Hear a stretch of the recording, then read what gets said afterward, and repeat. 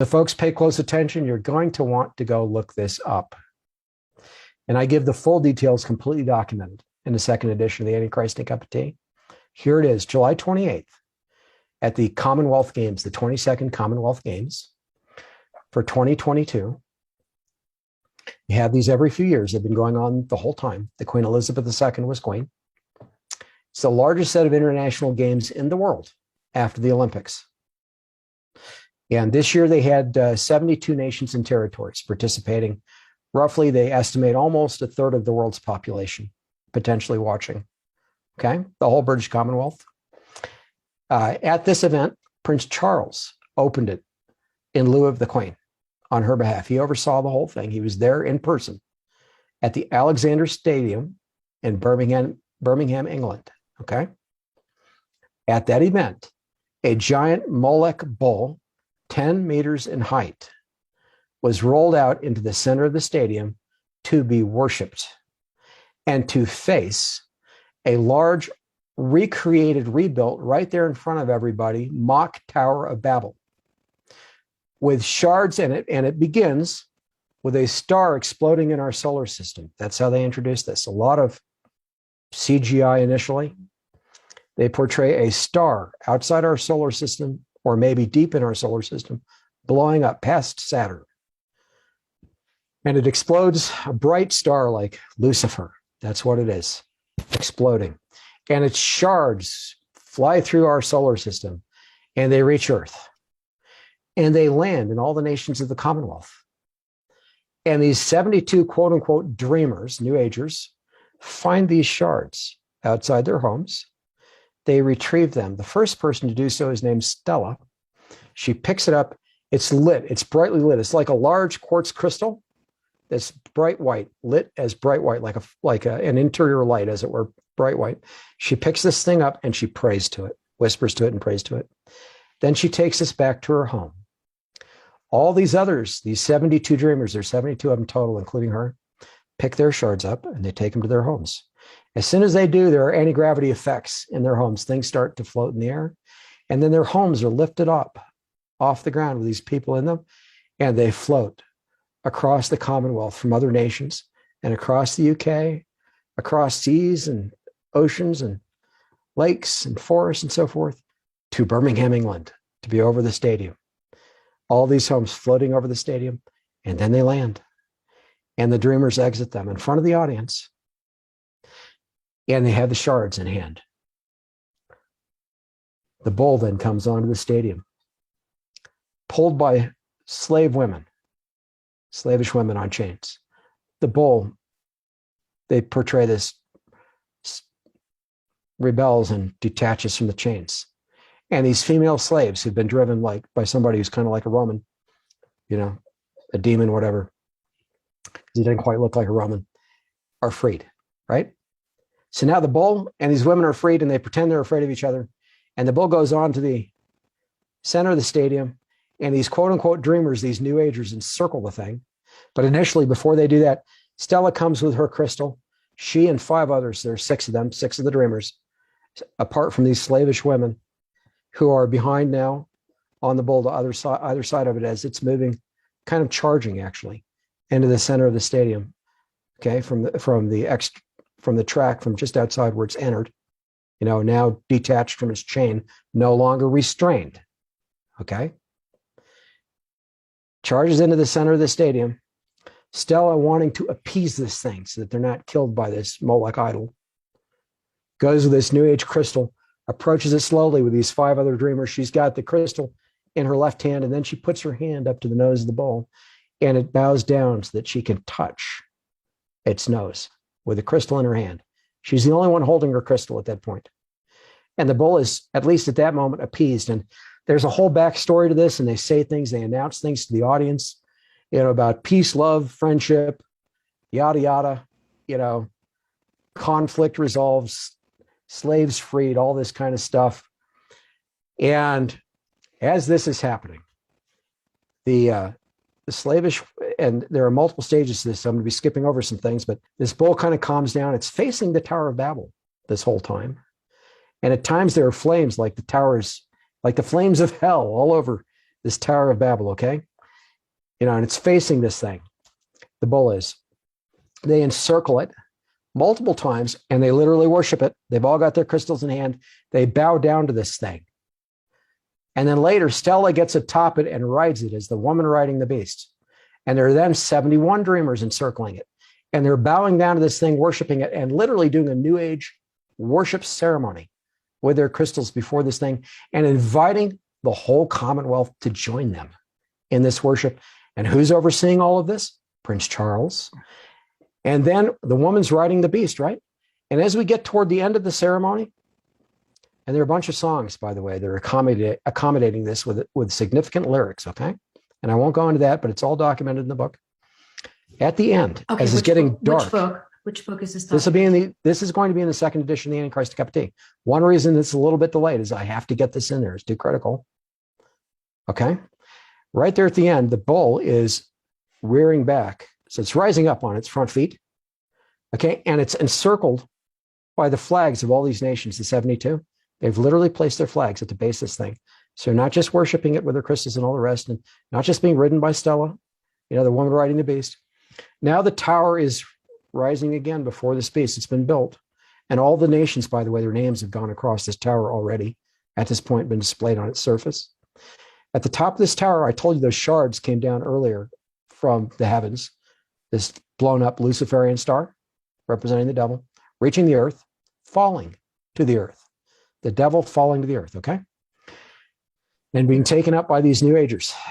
So they all approach, they leave the bull now, but the flags are at the base of the bull, showing the nations are all worshiping around this bull, the 71. And I'm going to come back to the number 71. It's extremely significant. But at any rate, they all come to the base of this tower with their shards in hand, and they stick them into the side of the tower, and they ascend visibly through the tower. And as they get toward the top of the tower, they form this ball, the original star that blew up, reconstituted, and then it rises above the tower, and you get this huge disco-like ball atop the tower that's lit up very brightly, and a beam of light goes between that ball and the chest of the bull. Now it's nighttime at this point in Alexander Stadium, an open-air stadium, so you can see these lights, but they're portraying the rebuilding of the Tower of Babel in our day, with Lucifer being over it, being worshipped by all the nations of the world. And why do I say all? I said that the 72 dreamers were for the 72, they're for the 72 nations and territories of the British Commonwealth, right? Stella being the 72nd, she's riding the bull. Why 71 worshiping around the bull? Okay, how does that represent all the nations? Well, here's the deal. At the Feast of Tabernacles every year, Israel would sacrifice 70 bulls, not 71, 70. And Israel's rabbis historically understood that to represent the nations that came out of the scattering from the Tower of Babel. So they took those 70 to represent the nations of the world. And the way Christians and often the rabbinic community have interpreted those 70 bulls that were sacrificed, they would say, well, we have our God and we worship him and we do sacrifices on behalf of Israel. This is how it would be interpreted, right? So these 70 are for the nations. And oftentimes Christians look at that and they think this is a sacrifice on behalf of the nations, so that maybe their sins would be forgiven. The ones who don't worship the God of Israel at the Feast of Tabernacles each year, it was never that. That is not what it ever in history represented. So I'm going to come back to what it did represent in a moment. It did represent the 70 nations. That's correct. But the reason there were 71 around the base of this bowl is because Israel was included. You see, the nation of Israel came after the 70 at the Tower of Babel, right? Interesting. So now they're saying, oh, Israel, by the way, you're not going to worship your God anymore. You're going to worship Lucifer with us. So there are 71 instead of 70 at the base of this bowl, led by the woman riding the beast, representing, if you want, the harlot church under the Antichrist, okay? Well, what were the sacrifices really about at Tabernacles, the 70 bowls? Was it for the sins of the nations? I'm going to tell you no. It was their death and destruction, their crushing by the Messiah at Armageddon. That's what it really represented. When God, our God, sacrifices the nations like brute beasts, man without understanding is like the beasts that perish. That is what Scripture tells us multiple times. Those nations that did not worship God, that were at the base of the Tower of Babel historically, were not worshipers of the real God. They were engaging in paganism. And God scattered them to the nations. He brought a nation separate from them a new nation, Israel, the 71, the 71st, okay? So we can look in Revelation 19, in Ezekiel 39. We can see that when the Lord is done with Armageddon, that the birds of prey come down to eat the flesh of the slain. Like beasts, right? The flesh is slain, like man without understanding, sacrificed like beasts. How do we know that the world is like beasts in that context to God? In Acts chapter 10 through 15, in chapter 10, Peter was shown a scroll. He was atop a house, a rooftop. A scroll rolled down from the heavens before him. And in it were beasts of all kinds, creatures, crawly things, right? Right. Different kinds of life. And 3 times God said to Peter, arise, slay and eat. And 3 times Peter refused. He rebuked God. He said, not so, Lord. Almost in an angry tone. Not so, Lord. Nothing common or unclean has ever entered my mouth or passed my lips, right? And the 3rd time, and each time God said to Peter, what God calls clean, do not call what God, I forget the exact wording, but what God sanctifies, basically, don't call common or unclean. That's essentially what he says to Peter each time. And at that moment, the scroll disappears. But the whole point is these nations that Peter saw were represented as unclean beasts. And most of the nations of the world, many of them, even to this day, have unclean animals, what would biblically be considered unclean to eat, as their symbols. Oh, interesting. So when these bulls were sacrificed, on behalf of the nations, in this case, they were symbolizing the Molech worshipers being killed by Christ at Armageddon. Okay? Man without understanding, sacrifice like the beasts, like beasts. And that's what we have. We have an attempt under Prince Charles, now King Charles III, to flip all that on its head and to get modern mankind to worship the devil with this ancient Molech imagery, to invite mankind to do that and to suggest that Israel is going to be a part of it. That was July 28th this year at the opening of the Commonwealth Games. So for that to happen, and then Charles to become King Charles, right after that, King Charles III. Wow, the timing. It's incredibly significant.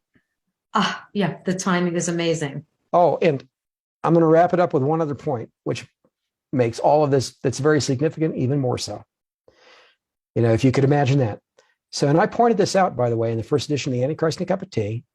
It's also been in drafts of my Messiah History in the Tribulation Period since the 1980s, some of which I circulated about 30 copies to earlier viewers in the early 1990s, okay? Before, a long time before the Antichrist and Cup of Tea was published. So I'm not just saying this now. I've said this from the beginning. There was never anything such as a revived Roman Empire. Doesn't exist, never existed, never will. That's a misunderstanding of Scripture. What there is instead is a revived Babylonian Empire. Interesting. So you'll recall Nebuchadnezzar's statue, right? Starts out with a gold head, and then it leads to the 10 toes, which are the final form of the Roman Empire, right? Babylonia was destroyed historically, went away, right? But at the end of the tribulation week, what city gets destroyed? Mystery Babylon. That is the city that rules over the kings of the earth, right? That is the city destroyed right before Armageddon in Revelation 19. Mystery Babylon. That is the city that rules over the kings of the earth under the Antichrist, right? So what does that mean?